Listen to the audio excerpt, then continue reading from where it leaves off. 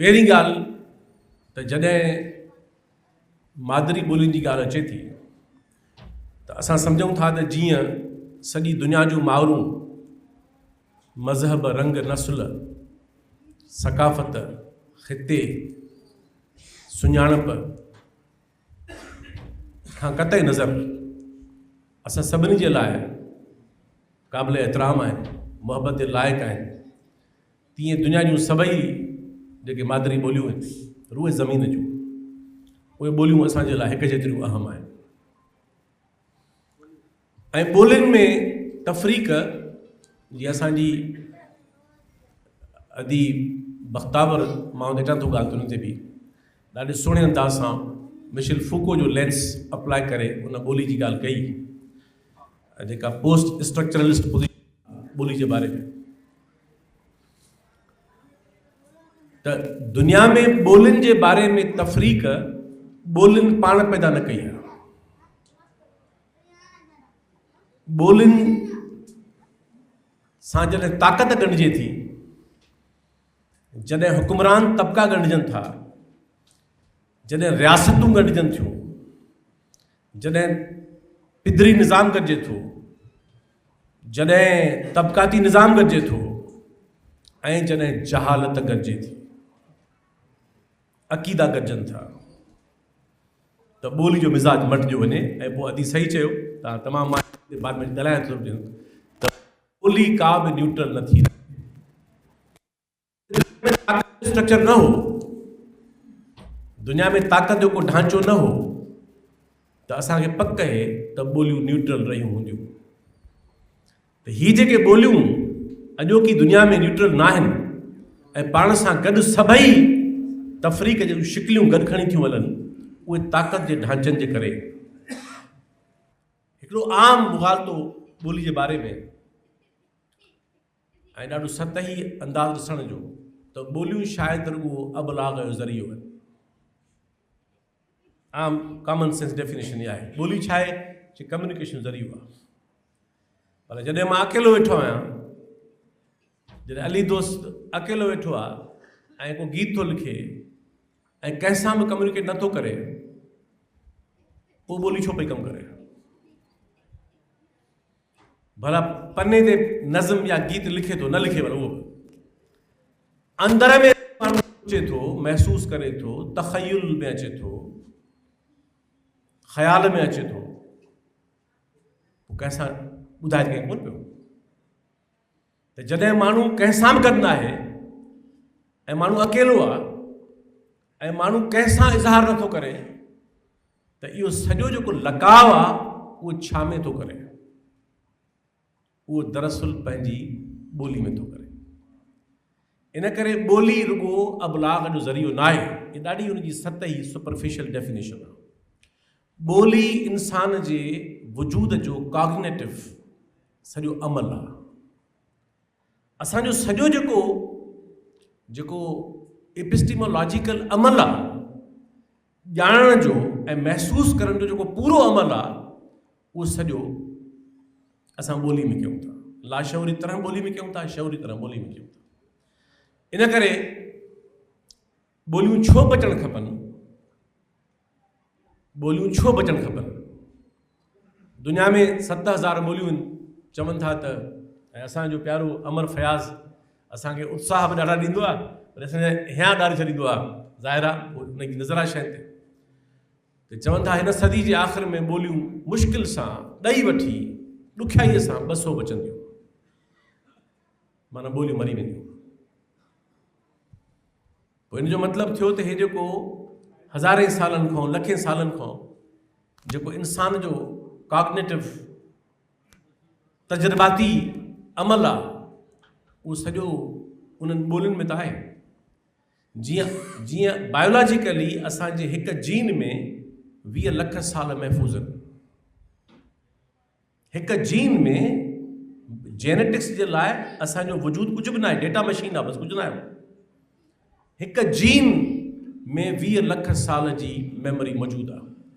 त हीअ जेको इंसान जो सॼो तहज़ीबी सफ़र आहे, तख़लीक़ी सफ़र आहे, समाजी सफ़र आहे, सकाफ़ती सफ़र आहे, मुआशी सफ़र आहे, दाख़िली सफ़र आहे, ख़ारजी सफ़र आहे, इहो छा में महफ़ूज़ आहे?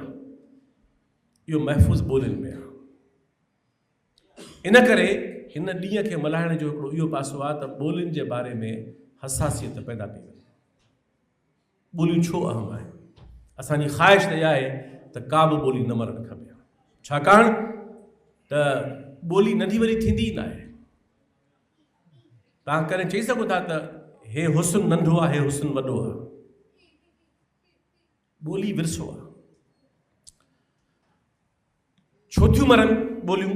टियों सवाल नुक़्तो, छो थियूं ॿोलियूं बचनि ऐं छो थियूं ॿोलियूं मरनि तारीख़ में? इहो सवाल ताक़त जो आहे। ताक़त तय थी करे त ॿोलियूं कहिड़ियूं बचणु खपनि ऐं ताक़त तय थी करे त ॿोलियूं कहिड़ियूं मरणु खपनि। जेसि ताईं ॿोली ऐं ताक़त जे सवाल खे न सम्झो वियो आहे तेसि ताईं ॿोलीअ जे सवाल खे सम्झणु मुमकिन ई न आहे। मां मिसाल थो ॾियां। दुनिया में ॿ हिकिड़ा इस्तिलाह मशहूर आहिनि, आम इस्तेमाल में आहिनि। हीअ मक़ामी ॿोली आहे, हीअ आलमी ॿोली आहे।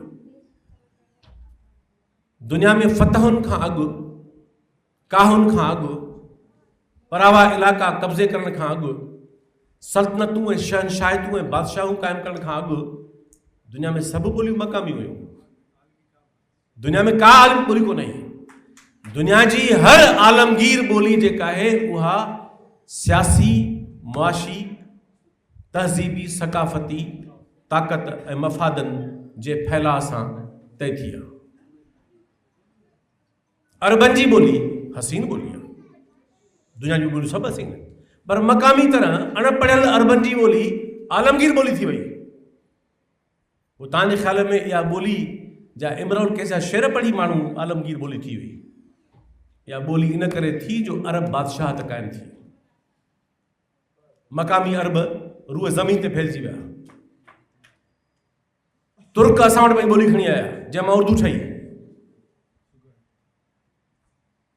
फारसी, पोइ तव्हांजे ख़्याल में माण्हू फिरदौसी जा शेर पढ़ी ऐं रूमी जा शेर पढ़ी ऐं तकतकी जा शेर पढ़ी ऐं हाफ़िज़ ऐं ख़याम ऐं उर्फ़ी जा शेर पढ़ी को आलमगीर ॿोली थी आहे। इहा इन करे थी जो ईरान जी शहनशाहित हुई। रोमन ॿोली छा में आलमगीर थी? रोमन रिपब्लिक ऐं पोइ रोमन शहनशाहित जे करे थी। अंग्रेज़ी कॉलोनियल दौर खां अॻु में किथे आलमगीर ॿोली? फ्रेंच किथे हुई आलमगीर ॿोली? स्पेनिश सॼी लातिनी अमेरिका जी ॿोली आहे, नॉर्थ अमेरिका जी ॿोली आहे। काॾे स्पेनिश, काॾे नॉर्थ अमेरिका, साउथ अमेरिका मक़ामी ॿोली आहे, छो त स्पेन जी कॉलोनी हुई। त मुंहिंजो टियों नुक़्तो इहो आहे त ॿोलियूं वॾियूं नंढियूं जो सवाल ताक़त पैदा थी करे ऐं ॿोलियूं मरंदियूं केरु बचंदियूं केरु, इहो ताक़त तय थी करे। इन करे दुनिया में हिकिड़ियुनि ॿोलियुनि जे बारे में हिकिड़ी नरगसियत पैदा कई वई आहे। जीअं असां वटि उर्दू मूंखे वणंदी आहे, मां उर्दू में लिखंदो आहियां, उर्दू मूं पढ़ी आहे, सिंधी अदब खां वधीक शायदि पढ़ी हूंदी उर्दू ॿोली। पर उर्दू खे बाबा उर्दू मौलवी अब्दुल हक साहब चयो त इस्लामी ॿोली आहे। हिसाब लॻायो, छो त उत्तर हिंद जे मुस्लमान अक़लियती ॿिनि सूबनि जे 13% माण्हुनि खे लॻंदो हो अशराफिया खे त यूपी सीपी जा जेके मुस्लमान आहिनि इहे ई नंढे खंड जा मुस्लमान आहिनि, ॿियो त कुझु आहे कोन। दरबार सां वाबस्ता उहो आहे। ऐं उहा ई जेका ज़हनियत ताक़त जे सिरिश्ते जी। चोथों नंबर नुक़्तो, पाकिस्तान में क़ौमी ॿोलियुनि खे तस्लीम छो नथो कयो वञे? पाकिस्तान में मादरी ॿोलियुनि में तालीम छो नथी मिले? इहो सम्झी कोन सघिबो जेसि ताईं ॿोलीअ जो ताक़त जो सवाल पॉलिटिकल सेंस में न सम्झिबो। को हुननि खे थोरी को तव्हांजे ग्रामर सां इख़्तिलाफ़ आहे, लुग़त सां इख़्तिलाफ़ आहे। सवाल पावर जो आहे। हिकिड़ी रियासत जेकॾहिं उहा इनकार कयो बीठी आहे त उहा वफ़ाक़ी न थींदी, जमहूरी न थींदी, हिते वहदानी निज़ाम हूंदो, हिते सुञाणप हिकु हूंदी, मज़हब हिकु हूंदो, क़ौम फर्ज़ी बि हिकु हूंदी, त पोइ तव्हांजी ॿोली खे छो मञींदा? हे सॼो जेको ॿोलियुनि जे इनकार जो रवैयो आहे, इहो पाकिस्तान में ताक़त जो सवाल आहे। जेको सम्झे थो त पाकिस्तान में हिकु मज़हब, हिकु अलाह, हिकु रसूल, हिकु ॿोली, हिकु सुञाणप, हिकु लिबास, सभु शइ हिकु, मुल्क ऐं समाज डाइवर्स आहे। क़ौमूं धार, ॿोलियूं धार, सकाफ़तूं धार, लिबास धार, खाधा धार, रक़्स धार, गीत धार ऐं हिकु जहिड़ी शयूं आहिनि। पाकिस्तान जे अंदरि मादरी ॿोलियूं हुजनि या क़ौमी ॿोलियूं हुजनि, उन्हनि जे वजूद खां इनकार ऐं उन जे तहफ़ुज़ खां इनकार, तस्लीमी खां इनकार, वाद वी त अञा पोइ जी वारो आहे। पहिरीं त मञंद तव्हांखे। इन करे इहो सवाल ताक़त जो सवाल आहे, ऐं ज़ाहिर आहे त ताक़त जे सवाल खे क़दरनि सां मुंहुं कोन ॾेई सघिबो, रुॻो ताक़त जे सवाल खे जवाबी ताक़त साम्हूं ॾिबो। त कहिड़े असराइते अंदाज़ सां ॿोलियुनि जो डिस्कोर्स हिन मुल्क में, असांजी अदी बख़्तावर ॻाल्हि कई आहे, मिशेल फुको जी थ्योरी आहे।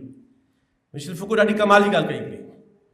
हुन चयो त ॿोली, इल्मु ऐं ताक़त गॾिजी डिस्कोर्स पैदा कनि था। इन करे ई ॿोली का बि न्यूट्रल न आहे, छाकाणि त ॿोली पाण सां गॾु पंहिंजे मानवियत में ऐं अलामतुनि में उहो समूरो तबक़ाती ऐं नंढ वॾाई जो निज़ाम गॾु थी खयो हले, जेको असांखे नज़र अचे कोन थो।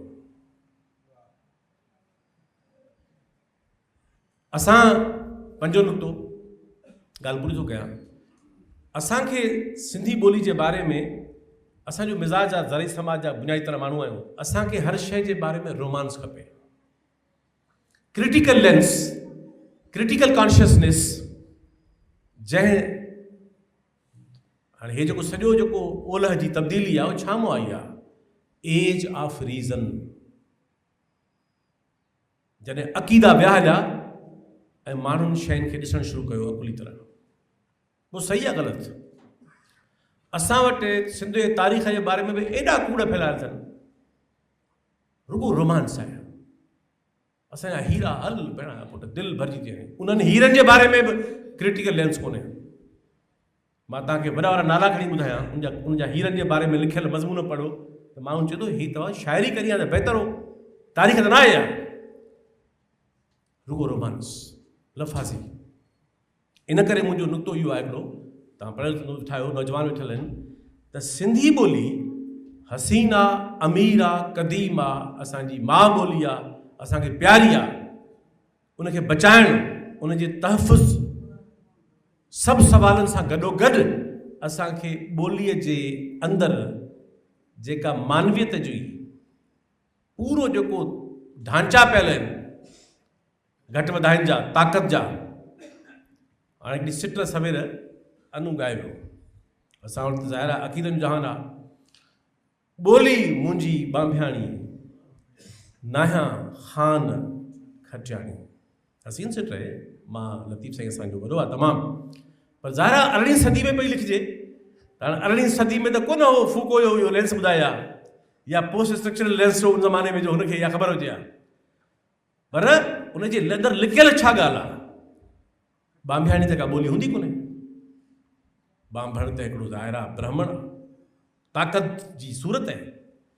ऐं खटी वीचारो कपिड़ा धोईंदड़, त खटी त कंहिं वीचारो कंहिं खाते में न आहे, त हुनखे पुनुअ खे बि ॿुधाइणो थो पवे त तूं मूंखे एॾो ग़ैर अहम न सम्झ, तूं मूंखे ईअं मिड़ई टिणी टाणी न सम्झ। मां पली खटी जे घर में आहियां, पर ॿोली मुंहिंजी बांभियाणी आहे।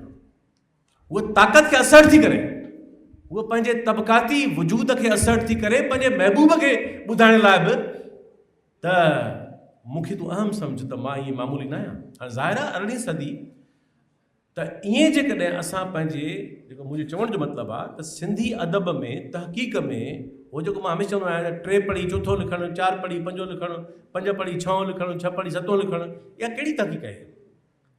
या नाहे तहक़ीक़? ऐं नाहे तनक़ीद या तनक़ीद उहा थींदी जॾहिं रोमांस ऐं अक़ीदत मां निकिरी असां पंहिंजे ॿोलीअ जे तहनि जे अंदरि लिकियल सिन्फ़ी तबक़ाती ऐं पावर स्ट्रक्चर्स खे ॻोल्हींदासूं ऐं पोइ नए दौर में उन्हनि खे दुरुस्त करण जी कोशिशि कंदासूं। फूको ॾाढी हिकिड़ी कमाल ॻाल्हि कई आहे सारी पंहिंजे हिन में डॉक्ट्राइन में त ताक़त रुॻो रियासत असर न कंदी आहे। इहो हज़ारनि सालनि खां माण्हू ईअं सम्झंदा हुआ त ताक़त रुॻो रियासत असर कंदी आहे। ताक़त तहज़ीब बि असर कंदी आहे, ताक़त कल्चर बि असर कंदो आहे, तारीख़ नज़रिया बि था ॾिसंदा आहिनि, ख़्याल बि, मानवियत बि, कल्चर बि, एहसास बि। इन करे ताक़त जे असर करण जो ज़रियो रुॻो रियासत न आहे। रियासत सां गॾोगॾु इंटेंजिबल जेके ॿिया जेके शोबा आहिनि त असांखे सिंधी ॿोली में जॾहिं कॉन्फ्रेंस हर साल कयूं था त इहे आइडियाज़ खणी अचूं त असांजे सिंधी अदब में पंहिंजी ॿोली ऐं अदब जे बारे में तनक़ीद जा कहिड़ा मैदान थी सघनि था जेके असां पंहिंजे शागिर्दनि खे ॾियूं, ॿारनि खे ॾियूं। ऐं हे जेको यूनिवर्सिटियुनि वारो तरीक़ो आहे मौक़िक़नि वारो, सम्झी त विया हूंदव, सवाइ चंद माण्हू खे छॾे करे काॾो तहक़ीक़ आई। ये सभु जेके PhD सवे हज़ारे इहे काॾो तहक़ीक़ छा में आई? उहो ई आहे जेको फार्मूलो आहे 2 पढ़ी 3, 3 पढ़ी 4, 4 पढ़ी 5, 5 पढ़ी 6। कंहिं समाज वटि 500 आलिम हुजनि त समाज जो हियां फाटी पियो। आलिम हुजनि 500, 5000 त अञा वॾी ॻाल्हि आहे। पाकिस्तान खे हिकिड़ी पॉलिसी ठाहियूं त PhD अंगु घणो कयो त जीअं दुनिया खे ॾेखारे सघूं। इहा नाहे तहक़ीक़। त अॼोको ॾींहुं ॿोली जो ॾींहुं आहे त जेका असांजी नंढी भेण बख़्तावर ॻाल्हि करे वई त ॿोली सां मुहबत बि कबी, ॿोली खे बचाइबो बि, ॿोली खे वधाइबो बि, पर ॿोली खे न्यूट्रल न सम्झिबो। ॿोली ऐं ताक़त जे रिश्ते खे सम्झी उन जे बारे में हिकिड़ो तनक़ीदी रवैयो अख़्तियार कयो। ऐं मां हिन ॻाल्हि ते ॻाल्हि ख़तमु थो कयां त असांजो अमर फयाज़ ॾाढी शानदार ॿुधाई ॻाल्हियूं, असांखे ख़ुशी आहे। मां सम्झां थो गुज़िरियल 20 सालनि में असांजे ॿोली जे हवाले सां जेकॾहिं का वॾी घबराई थी आहे त उहा इन मैदान में थी आहे। इन में कोई शक न आहे, असांखे फ़ख़्रु आहे, ख़ुशी आहे, छो त ॿियनि तहक़ीक़ी मैदाननि में असांजूं अॻु भरायूं वॾियूं न आहिनि एतिरियूं। इन मैदान ते असांजूं अॻु भरायूं शानदार आहिनि। पर इन सां गॾोगॾु ॻाल्हि थो कयां ऐं सिंधी ॿोली अख़्तियारी जे चेयरमैन साहिब खे, दोस्तनि खे ऐं अॻु में बि चवंदो रहियो आहियां त सिंधी ॿोली जेकॾहिं वञी पुॼंदी माइक्रोसॉफ्ट में, AI में पुॼंदी, ज़रूरु पुॼी वई आहे, पर जे हेठि पढ़ण वारा बंदि थी वेंदा। सिंधी विचोलो तबिको बि उन मरहले में दाख़िल थियो अथव जीअं अॼु खां 200 साल अॻु में पंजाबी विचोलो तबिको दाख़िल थियो। 1849 में अंग्रेज़नि पंजाब में पंजाबी ख़तमु करे उर्दू नाफ़िज़ कई। 98 साल पंजाब जो विचोलो तबिको ॿोली छॾे चुको। पोइ इहो पाकिस्तान खणण खां पोइ पढ़े आहे, 1 सदी अॻु में ॿोली छॾे चुको। 1849 खां वठी 47 ताईं 98 साल पंजाब में उर्दू हुई, पंजाबी कोन हुई ऐं एतिराज़ कोन हो। इन सबबु पोइ त वरी अॼु तव्हां पंजाब जे पढ़े लिखे माण्हूअ ॿाहिरां जो पंजाबी ॻाल्हाए थो, मसीही ॻाल्हाए थो, थोरो हिंदू बचवा ॻाल्हाए थो। पंजाब जो पढ़ियो लिखियो माण्हू अर्बन, उहो पंहिंजी ॿोली ते हकारत सम्झे थो, उनखे शर्म थो अचे। नाला रखिया अथनि तंज़िया, हे जांगली ॿोली आहे। फैसलाबाद खां झंग ताईं एॾो कीन लहजो आहे ॿोली जो, इहो जांगली आहे, इहो ॼटको आहे, पेंडू आहिनि। इहो इस्तेमाल जो जी पैदा कयल नफ़्सियात आहे। त आकाउनि जी ॿोली खे भली ॿोली सम्झो ऐं पंहिंजी माउ ॿोली खे हक़ीर सम्झो, घटि सम्झो। इहा साॻी नफ़्सियात असांजे सिंधी विचोले तबिके में बि गिणंदी पई अचे। हेॾियूं ख़्वाहिशूं कयूंसीं त हिंदू विया हलिया, मिडिल क्लास कोन्हे, रड़ियूं कयूंसीं, दाऊं कयूंसीं, ख़्वाहिशूं कयूंसीं, मन पैदा थिए, उहो थी पियो आहे पैदा। यानी गुज़िरियल अधु सदीअ खां असां इहा ई पैसूर पिटिया त मिडिल क्लास वियो हलियो, हाणे वरी ठही पियो आहे। पोइ ठही जो बीठो आहे त उनखे ॿोली सां इंट्रस्ट ई कोन्हे। हुनजो ॿारु सिंधी पढ़े कोन थो, घर में अख़बार कोन थी अचे, घर में किताब नथो अचे। इहे सुवाल उथारणु खपनि। रुगो ॿोली ॿोली ॿोली ॿोली रोमांस रोमांस रोमांस छा थींदो हुन मज़ा? पंहिंजे समाज खे बेदार करणो पवंदो त रुगो रियासत ॿोली नथी बचाए सघे। उहा तोखे शौक़ु बि कोन्हे, हुकूमत न आयल आहिनि। ॿोली बचाईंदो ॿोली ॻाल्हाईंदड़ माण्हू, आम माण्हू। त हिकु दफ़े पासे ख़ुशी आहे त टेक्नोलॉजिकल साइबर दुनिया में, AI दुनिया में मां उन ॾींहुं भोग करायो हिकिड़े दोस्त खे। मां अॼु खां 4 साल 5 साल अॻु में गूगल खे हिकिड़ो पैराग्राफ ॾिनो त तर्जुमो अहिड़ो कई जो मां भोग कराए चयो त हिन खां त मुंहिंजो घर वारो जेको छोकिरो आहे कम वारो, इहो बहितर करे वेंदो। हींअर तव्हां तर्जुमो करायोसि त मूं दोस्त खे भोग करायो, मुंहिंजो अरे सफ़ा जहिड़ो इब्राहिम जो हिसाबु लॻी पिया, सवाइ कंहिं हिकु अधु अखर जे तर्जुमो शानदार करे ॾिनो। तव्हां तसवर त कयो त इन इनक़िलाब असांजे ॿोलीअ खे छा छा न आछण जे लाइ मैदान पैदा करे छॾिया आहिनि। इदारा कोन्हनि। जॾहिं कुझु बि न हो तॾहिं इब्राहिम जो हिसाबु अदबी बोर्ड में नओं दौरु खणी आयो।